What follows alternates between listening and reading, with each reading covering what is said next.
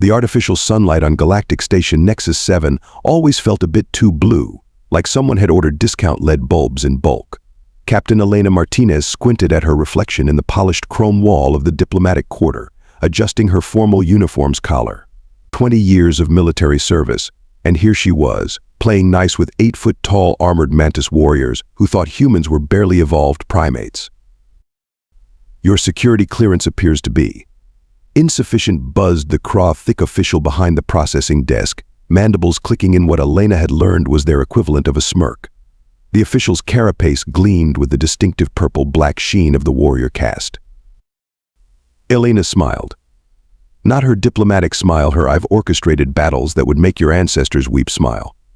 That's interesting, considering I personally drafted half the security protocols for this station. She slid her credentials across the desk again. Maybe try scanning it without your appendage covering the quantum strip this time. The Kra'thik's antennae twitched in irritation. Around them, the diplomatic quarter buzzed with activity, representatives from 24 spacefaring races hurrying to and fro, their conversations a symphony of translators struggling to keep up with alien idioms. A group of jellyfish-like medusans floated by, their transparent bodies refracting the too blue light into tiny rainbows. Very well. Human Captain Martinez, the official, managed to make her rank sound like an insult. You may proceed to the level 8 conference chambers. Try not to touch anything delicate. Elena resisted the urge to point out that humans had invented quantum computing while the Kra'thik were still fighting over territory with ceremonial spears. Instead, she nodded professionally and strode toward the gravity lifts. The conference chamber was already packed when she arrived. Representatives from the Galactic Council's military committee filled the tiered seating, their diverse physiologies accommodated by specialized chairs, hover platforms, and in one case, a small pool of heated methane. Elena took her seat in the human section, notably closer to the ground than most other species areas. "Ah," the human arrives. The voice that cut through the chamber's chatter was razor-sharp and dripping with disdain. Commander Vor'kath of the Kra'thik Defense Force stood at the speaker's podium, his battle-scarred carapace adorned with the geometric patterns of his house. "I was just explaining to the committee why allowing lesser species access to greater quantum weaponry would be like giving a plasma rifle to a nested infant." A ripple of clicking Kra'thik laughter spread through his supporters. Elena maintained her pleasant expression, though her right hand instinctively twitched toward where her sidearm would have been 20 years ago. "Commander Vor'kath," she said, letting her translator carry her voice across the chamber. "I wasn't aware the Kra'thik were experts on quantum mechanics, especially considering your species' fascinating reliance on borrowed hegemony technology." The chamber went quiet. Vor'kath's compound eyes fixed on her, their facets reflecting the ambient light like thousands of angry stars. "You dare question our technological supremacy? Your species barely survived its atomic age." "And yet here we are," Elena replied, spreading her hands in a gesture of mock humility. "Somehow managing to operate this station's quantum core without blowing ourselves up. Must be beginner's luck." Vor'kath chittered sharply, the Kra'thik equivalent of grinding one's teeth. He was young for his position, Elena noted, probably promoted through some combination of political connections and the Kra'thik's endless appetite for aggressive expansion. His carapace bore few true battle marks, mostly ceremonial scratches that higher-ranked warriors added for show. "The human makes jokes," Vor'kath announced to the chamber, "while we discuss matters of galactic security. This is precisely why your species should remain in its advisory role. Leave the real decisions to warriors who understand the weight of command." Elena felt the familiar weight of countless eyes on her compound, singular, optical clusters, and other sensory organs she couldn't even name. The same weight she'd felt in her first command, facing down a hegemony dreadnought with nothing but outdated shields and a crazy plan that had ended up in military textbooks. She leaned forward, letting her voice carry naturally this time.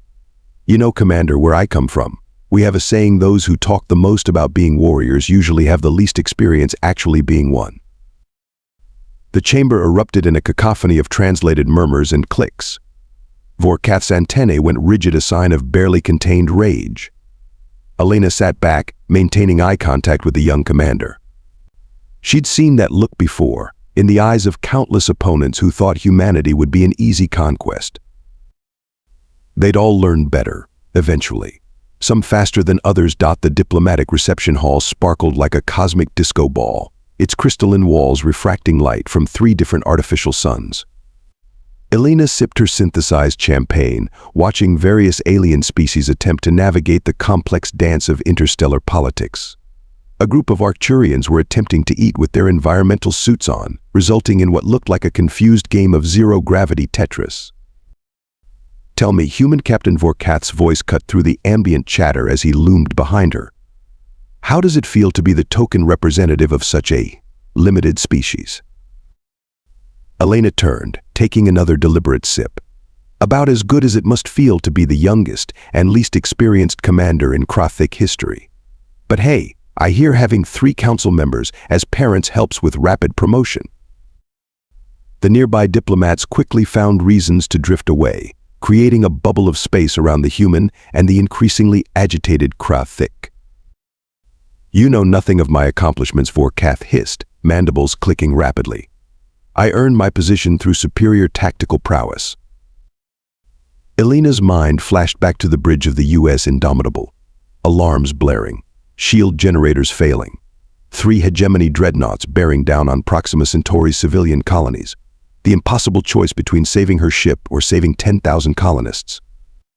She'd saved both. Superior tactical prowess. Elena swirled her champagne. "Like that brilliant maneuver you attempted in the Denobola sector? The one where you lost 2 cruisers trying to flank a stationary asteroid?" Vor'kath's carapace flushed dark purple. "Those reports were classified." "Oops," Elena tapped her temple.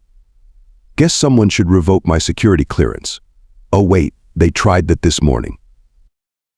The tension in the room had become palpable. Even the Arcturians had stopped their awkward attempts at eating to watch. "I challenge you," Vor'kath suddenly announced, his translator broadcasting at maximum volume. "A test of strategic combat simulation. Since you claim to understand warfare so well, prove it before the council." The reception hall went silent. Even the ambient music stuttered to a halt. Elena's mind raced back to another memory, the Battle of Proxima Centauri. The moment she'd realized the hegemony's fatal flaw, their inability to conceive of sacrifice as a tactical advantage. They'd never understood why she'd positioned her own ship as bait, drawing their fire while civilian ships slipped past their blockade. The look of confusion in their compound eyes when she'd turned imminent defeat into victory. "Captain Martinez," a melodious voice interrupted. Ambassador T. Lara, the station's Medusane administrator, floated forward on their anti-gravity platform. "You are under no obligation to accept this challenge. The station's protocols specifically prohibit." "I accept," Elena said, finishing her champagne in one smooth motion. The ambassador's translucent form rippled with concern. "The council will need to approve such a contest. The diplomatic implications are precisely why you'll approve it," Elena finished. "Because refusing would imply humans aren't capable of defending their honor. Besides," she smiled at Vor'kath, "I could use the entertainment. My schedule's been pretty boring lately." Vor'kath's antennae quivered with barely suppressed rage. "The simulation will use standard Galactic Council protocols. Full strategic deployment, no limitations on tactical options within ethical boundaries." "Sounds fun," Elena set down her empty glass. "But let's make it interesting. Winner gets to propose one policy change to the military committee. Nothing major, just a small adjustment to, say, security clearance protocols." The gathered diplomats burst into a flurry of whispered conversations and translated exclamations.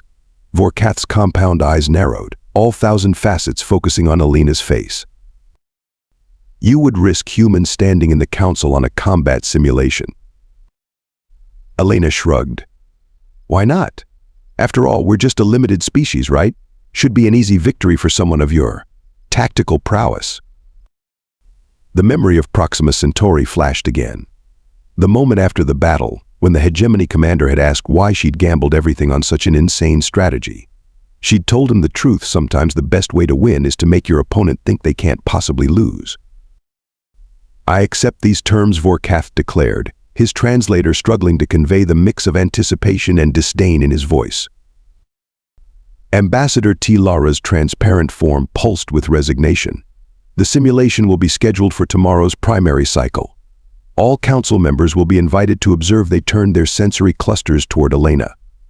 Captain Martinez, are you certain about this course of action? Elena smiled, not her diplomatic smile, or even her knowing smile. This was the smile she'd worn at Proxima Centauri, when the hegemony commanders realized too late they'd fallen into her trap. Oh yes, she said, watching Vor'kath's antennae twitch nervously. I'm looking forward to it. It's been far too long since I've had a chance to stretch my tactical muscles. The gathered aliens shifted uncomfortably. There was something in her tone, something that made even the warrior-bred Kra'thik wonder if perhaps, just perhaps, they'd underestimated these humans one too many times. Elena turned to leave, then paused. Oh, and Commander, you might want to brush up on your Earth history, particularly the part about never starting a land war in Asia, she winked. Just a friendly tip. You're insane, Elena. Absolutely insane. Lieutenant Commander James Rodriguez paced the preparation chamber, his dark hair slightly disheveled from running his hands through it too many times. The Kra'thik military simulations are designed for their physiology, their way of thinking. Elena sat cross-legged on the floor, eyes closed, a holopad displaying battle formations floating beside her. You done? No, I'm not done. Do you know what the diplomatic fallout will be if I win? Elena opened one eye, a slight smirk playing on her lips. Remind me, James, who wrote the original code for the Galactic Council's combat simulators? James stopped pacing. That's classified at the highest. Wade, his eyes widened. No way, that was you. Project Cassandra. Elena stretched and stood up, her joints popping slightly. The council needed a standardized combat simulation system. They brought in experts from every species, but they needed someone to integrate it all, make it fair across different combat philosophies. She shrugged. I had some free time after Proxima Centauri. After you saved the entire colony and rewrote modern space warfare tactics, you mean? James shook his head. Why didn't you ever tell anyone? And ruin my reputation as a washed-up desk jockey, Elena grinned. Where's the fun in that? Across the station, in the Kra'thik diplomatic quarter, Vor'kath was holding court among his admirers. The simulation will prove once and for all the superiority of Kra'thik battle doctrine, he declared, mandibles raised in a gesture of supreme confidence. I have studied every recorded human conflict. Their tactics are primitive, relying on brute force and luck. His audience chittered in appreciation, their antennae waving in synchronized support. None of them noticed the small cleaning drone in the corner, its sensors transmitting directly to Elena's preparation room. Thanks for the feed, Elena murmured to the station's AI as she watched Vor'kath boast. Any changes to the simulation parameters? Negative, Captain Martinez, the AI responded. Standard Galactic Council rules apply. Each commander will have access to equivalent forces, 3 capital ships, support craft, and ground forces if planetary operations are selected. Victory conditions include total force elimination or surrender of command facilities. Elena nodded, manipulating the holographic battle plans with practiced ease. And the hidden protocols I wrote into the system? Still intact. Affirmative. The base code remains unchanged since Project Cassandra's implementation. James watched the complex formations taking shape in the air. Elena, what really happened at Proxima Centauri? The official records are so heavily redacted they're practically blank. Elena's hands stilled. The holographic ships froze in their dance. We were outgunned, outmaneuvered, and out of options. The hegemony had better ships, better weapons, better everything. So I changed the rules. She smiled, but it didn't reach her eyes. I made them think they were fighting a standard human defense pattern. But what they were actually facing was something else entirely. James finished, realization dawning. Just like tomorrow's simulation. The council thinks they created a perfect system, balanced for all species. Elena's fingers danced through the holograms again. They never realized the real simulation runs underneath the visible one. Every species fights the way they think they should fight. But humans, we adapt, James whispered. The preparation chamber's lights dimmed slightly as the station's day cycle began to shift. In 15 hours, the simulation would begin. You know what the funny thing is, Elena said, shutting down the holopad. Vor'kath probably thinks I spent all day practicing battle formation. She stretched again, heading for the door. I think I'll go get some pizza from the Earth cuisine section. Want to join me? James stared at her. You're going to eat pizza? Now. Sure. After all. She called back over her shoulder. Tomorrow I just have to repeat the easiest victory of my career. This time. I even wrote the rules. The simulation chamber resembled the inside of a giant sphere of liquid starlight. Hundreds of council members and diplomats watched from the transparent observation deck above as Elena and Vor'kath took their positions at opposite control interfaces. Simulation parameters locked, announced the AI. Standard galactic engagement protocols active. Commanders, you may begin when ready. Vor'kath's interface glowed with Kra'thik command symbols, his clawed appendages moving with practiced precision. Above them, the holographic battlefield blazed into existence, a complex star system with 2 habitable planets, 3 asteroid belts, and a dying red giant star casting everything in a bloody glow. Elena's fingers danced across her human-adapted console almost lazily. Her 3 capital ships designated as Sword, Shield, and Shadow materialized at her assigned entry point. Standard human triangle formation, exactly what everyone expected. Predictable, Vor'kath announced, his translator broadcasting to the audience. The human begins with the same tactics they have used since achieving spaceflight. Elena hummed an old Earth tune, something about a spider and rain. Her ships maintained their basic formation as Vor'kath's fleet approached in the classic Kra'thik hunting pattern, a deadly pincer movement designed to trap enemies between overwhelming forces. No attempt to evade. Vor'kath's mandibles clicked in amusement. Perhaps humans have learned to accept defeat with dignity. Elena's ship suddenly broke formation, not in retreat, but in 3 completely different directions. Sword charged directly at Vor'kath's center line. Shield dove into the asteroid field. Shadow vanished. Cloaking technology is not permitted in standard simulations, Vor'kath protested. Check your readings, Elena replied calmly. Shadow's running silent, minimal power, no cloaking involved. Basic physics, something's only invisible if you're looking in the wrong place. The observation deck erupted in confused chatter as Vor'kath's fleet split to chase Elena's scattered forces. His flagship led the pursuit of Sword, weapons charging for a killing blow. That's when Shield emerged from the asteroid field behind Vor'kath's fleet. Not hiding, but slingshotting around the largest asteroid, using its gravity to accelerate beyond normal engine capacity. Impossible, Vor'kath's antennae quivered. The gravitational forces would tear a ship apart. Only if you calculate it wrong. Elena's fingers never stopped moving. Did you know humans used to throw rocks at mammoths for food? Not to kill them, just to make them run where we wanted them to go. Shield opened fire, not at Vor'kath's ships, but at specific asteroids. The impact sent chunks of space rock tumbling in seemingly random directions. Vor'kath's fleet executed a perfect evasive pattern directly into the path of the mysteriously reappeared Shadow. You see, Elena continued, as if giving a lecture.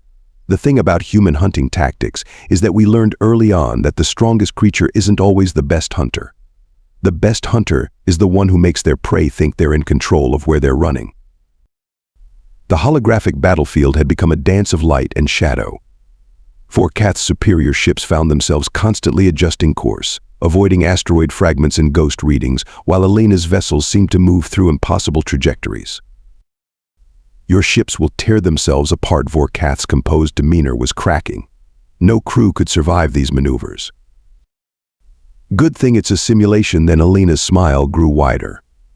But you know what's really interesting about human battle tactics?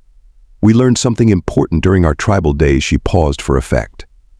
Fire doesn't just destroy. It herd. That's when Vor'kath saw it.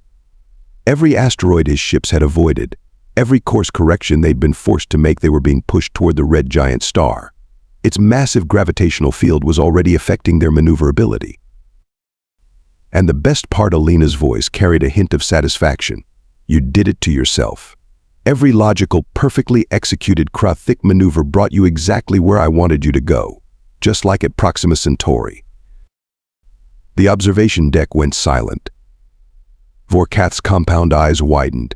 You were the human ghost, the commander who destroyed 3 hegemony dreadnoughts without losing a single ship. Ghost is a bit dramatic. I prefer to think of it as aggressive shepherding. Elena's 3 ships converged on Vor'kath's fleet from different angles, their positions cutting off any retreat from the star's growing gravitational pull. Each attempted escape route was blocked by the asteroid debris carefully positioned throughout the battle. The simulation parameters, Vor'kath whispered, finally understanding. You designed them. You knew every possible counter to standard Kra'thik tactics because you helped write the protocols. Actually, Elena said, entering a final command sequence, I designed them to let everyone fight exactly the way they think they should fight. You saw exactly what you expected to see right until you didn't.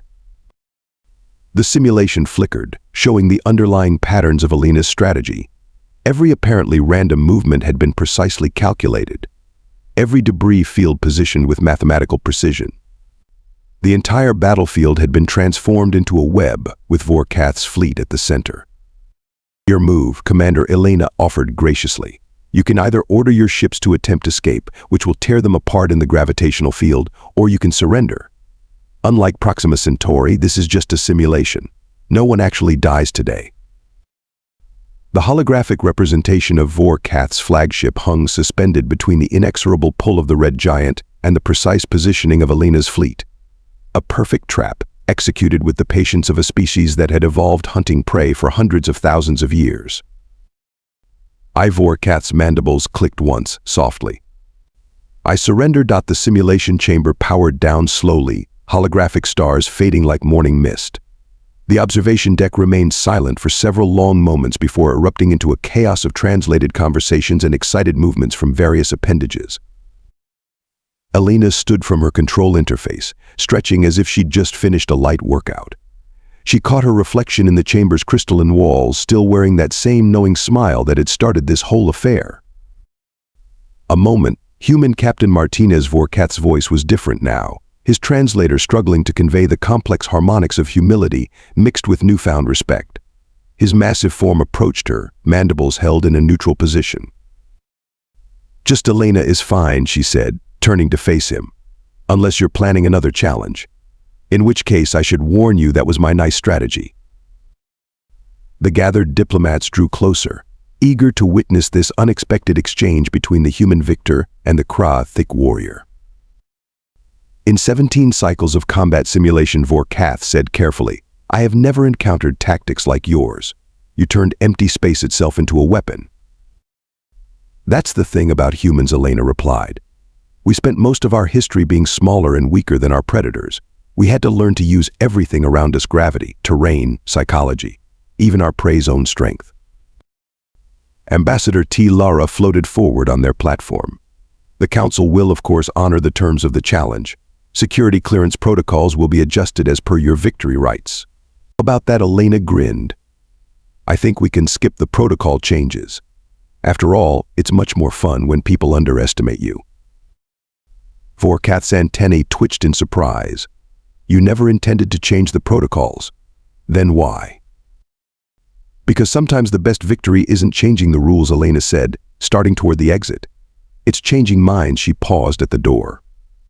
By the way, Commander, my office hours are 0900 to 1700 station time if you'd like to discuss human battle tactics. I make terrible coffee, but I've been told I'm a decent teacher. The gathered aliens watched her leave, their various sensory organs tracking her movement. In the following days, stories would spread through the station, whispered in environmental suits, clicked through mandibles, vibrated across gas membranes. Stories about the quiet human diplomat who had orchestrated one of the greatest victories in modern space combat. About how she'd chosen to teach rather than humiliate. About how, perhaps, there was more to these humans than met the compound eye. As Elena walked back to her quarters, she couldn't help but chuckle. Somewhere in a classified Earth archive, There was a dusty file about Project Cassandra and the Battle of Proxima Centauri, and somewhere in that file was her favorite quote about human warfare. The greatest victory is the battle not fought. The second greatest is making your opponent realize they never had a chance right after they thought they couldn't lose.